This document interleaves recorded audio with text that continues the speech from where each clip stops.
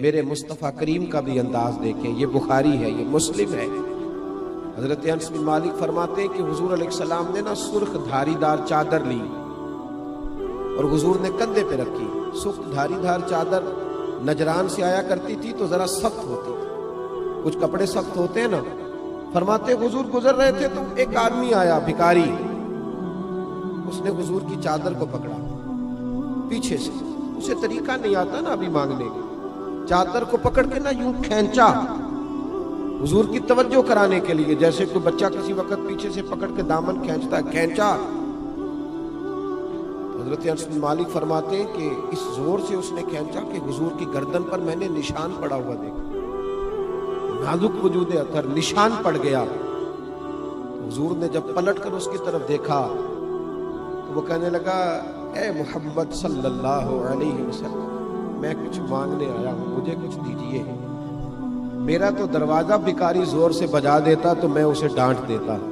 ये कोई तरीका है? खैरात देने आए हो, कर्जा लेने आए हो? लेकिन जब उसने कहा ना हुजूर कुछ दीजिए, तो हदीस के लफ्ज ये हैं, फल्तफता इलैहि फदाहिक। हजरत अनस कहते हैं कुर्बान जाऊं, महबूब ने जब उसकी तरफ देखा तो हुजूर ने मुस्कुराना शुरू कर दिया। ये बड़ा मुश्किल काम है कि कोई गले में चादर डाल के खींचे और इंसान मुस्कुराए। लेकिन बरेली के इमाम फरमाते हैं, जिसके गुच्छे से लच्छे जड़े नूर के, उन सितारों की नुज़हत पे लाखों सलाम, उनके खुतबे की हैबत पे बेहद दुरूद और उनकी बातों की लज्जत पे लाखों सलाम, और जिसकी तस्की से रोते हुए हंस पड़े, जिसकी तस्की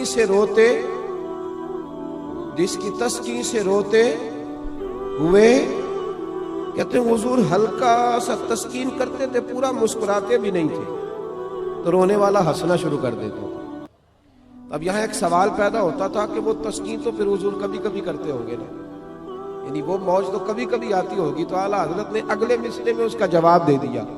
फरमाने लगे, ऐसा नहीं था कि फिर लोगों को इंतजार करना पड़ता था कि हुजूर मुस्कुराएंगे तो रोते हुए हंसेंगे।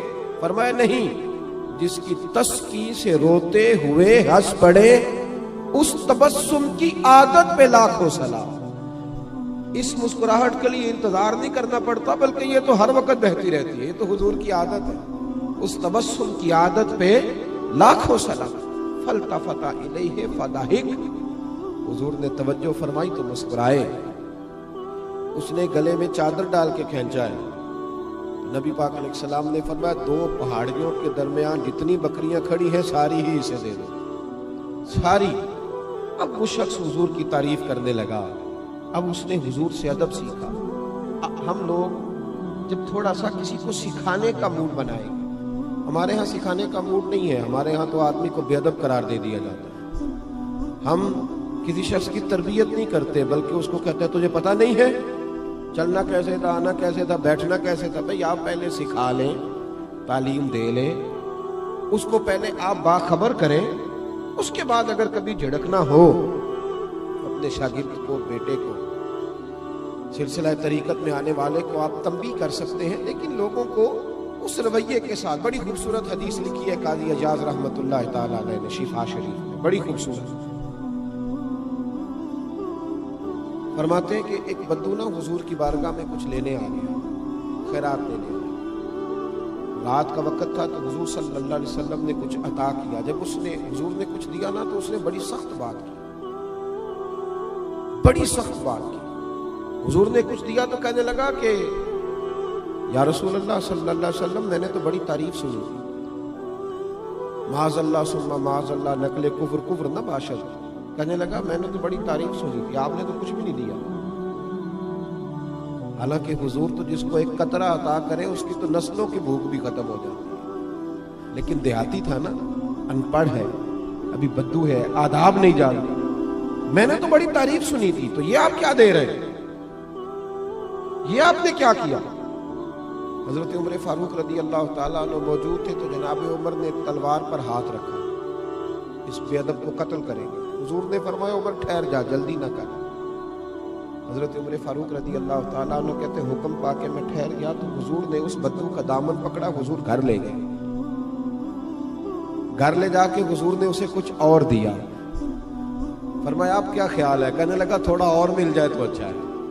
हुजूर ने थोड़ा और दिया, फिर और दिया, फिर और दिया। अब तंगी ये दामा पे ना जा, और भी कुछ मांग। जब हुजूर ने बड़ा नवाजा ना, कहने लगा या रसूलल्लाह बस करें, अब तो मुझसे उठाया भी नहीं जाएगा, अब नहीं उठाया जा। और एक रवायत यूं भी है कि वो मुसलमान भी नहीं था। हुजूर उठाया नहीं जाएगा, बस करें। हुजूर ने फरमाया अब तेरा मेरे बारे में क्या ख्याल है? तो अर्ज करने लगा या रसूल अल्लाह, मैंने तेज आंधी, इतनी तूफान इतना तेज चलता नहीं देखा जितनी आपकी सखावत तेज चलते हुए देखी। हुजूर ने फरमाया मस्जिद में तुमने मेरे सहाबा के सामने जो कहा ना, उससे उनके दिल टूट गए। ये लफ्ज अगर तुम मस्जिद में जाके बयान करोगे ना तो उनके दिल जुड़ जाएंगे। अब इस फिक्रे को समझिएगा, जब उसने कहा कि हुजूर ने कम दिया तो दिल टूटे, दिल टूटे, यानी महबूब उम्मत को ये दर्श दे रहे हैं कि जब तुमने कहा ना नहीं देते तो उम्मत का दिल टूटता है, और जब तुम कहते हो ना हुजूर बड़ा देते हैं तो दिलों में खुशी दाखिल होती है। कौन देता है देने को मुंह चाहिए, देने वाला है सच्चा हमारा। नबी करीम सल्लल्लाहु ताला अलैहि वसल्लम उसे मस्जिद में लाए।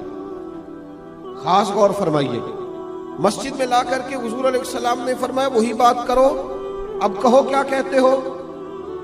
उन्होंने सहाबा के मजमे में कहा कि लोगों, मैंने आंधी और तूफान को इतना तेज चलते नहीं देखा जितना हुजूर की सखावत को तेज चलते देखा।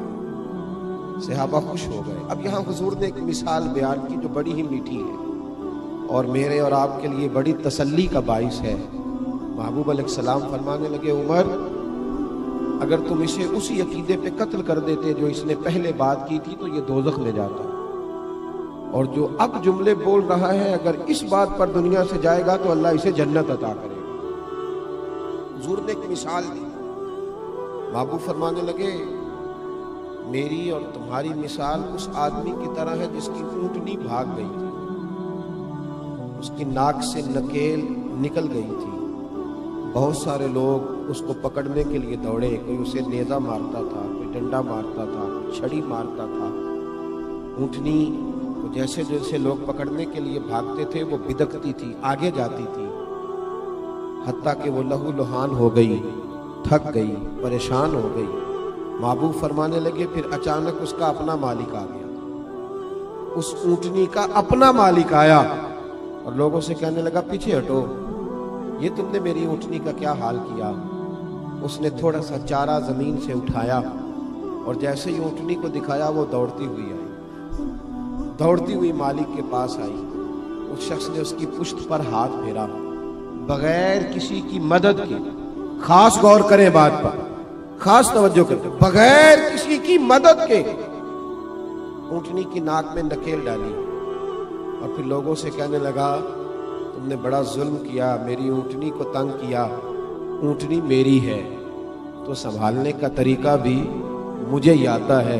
गोया हुजूर फरमाने लगे, उम्मत भी मेरी है, ये उम्मत मेरी है तो संभालने का तरीका भी मुझे ही आता है। रब्बे हबली उम्मती कहते हुए पैदा हुए। तो हक ने फरमाया कि बख्शा अस्सलातु वस्सलाम। ये तरीका सीखे उम्मत को संभालने का, ये हुजूर ने हमें तरीका दिया, उम्मत को संभालने का तरीका सीखे।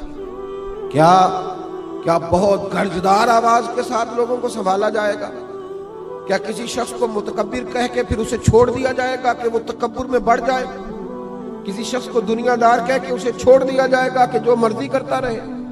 किसी शख्स को बहुत ज्यादा गुनाहों में उलझा हुआ देखकर छोड़ दिया जाएगा?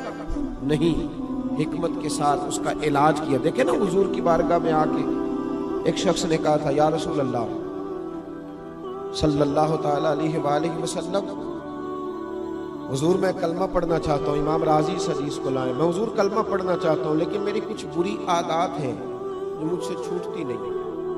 हुजूर ने फरमाया, कौन कौन सी?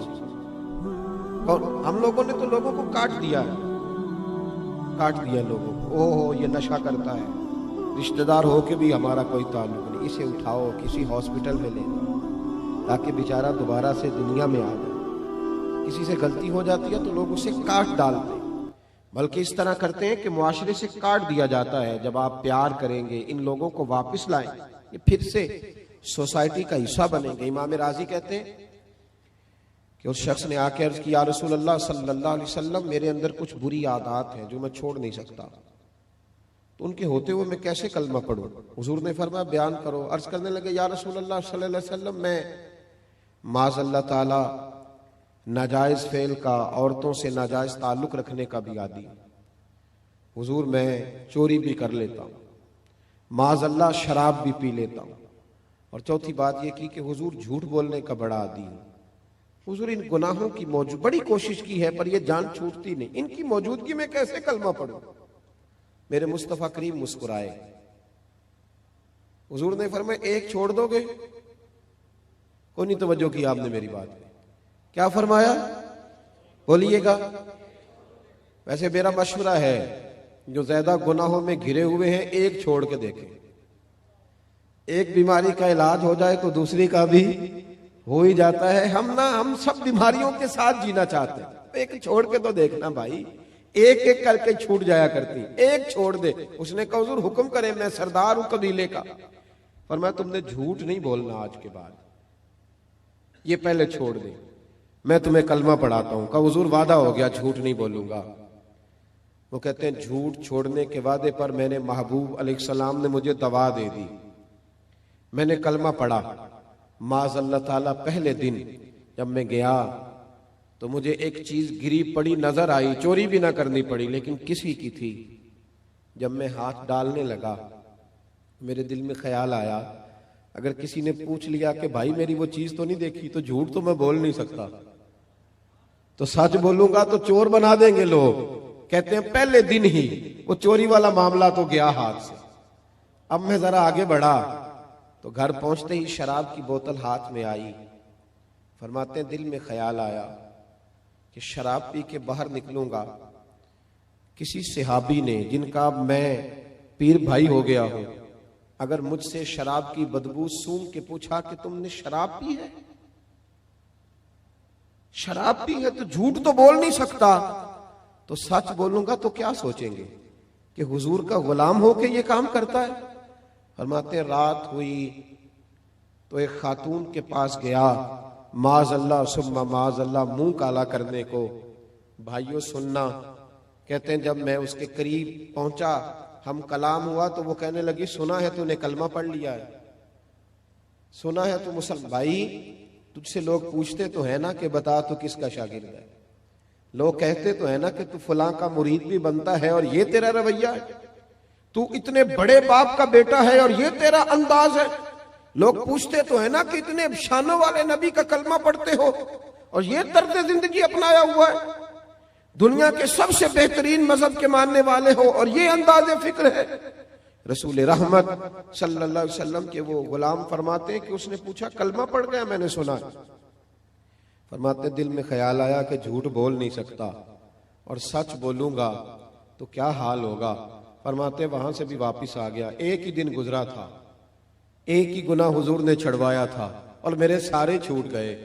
फरमाते हैं अगले दिन मैं मस्जिद नबवी में हाजिर हुआ तो सब लोग बातें पूछ रहे थे, मैं दूर बैठ के महबूब के बस चेहरे की जियारत करता जा रहा था, मैं बस चेहरा ही देखता जा रहा था, मैं देखता ही जा रहा था, मैं देखता ही जा रहा था और मेरा दिल नहीं भर रहा था। हजरत सिद्दीक अकबर कहने लगे क्या देख रहे हो? तो मैंने कहा इस हिकमतों वाले रसूल को देख रहा हूं। बात एक बताते हैं, दुनिया भी बन जाती है, आखिरत भी संवर जाती है।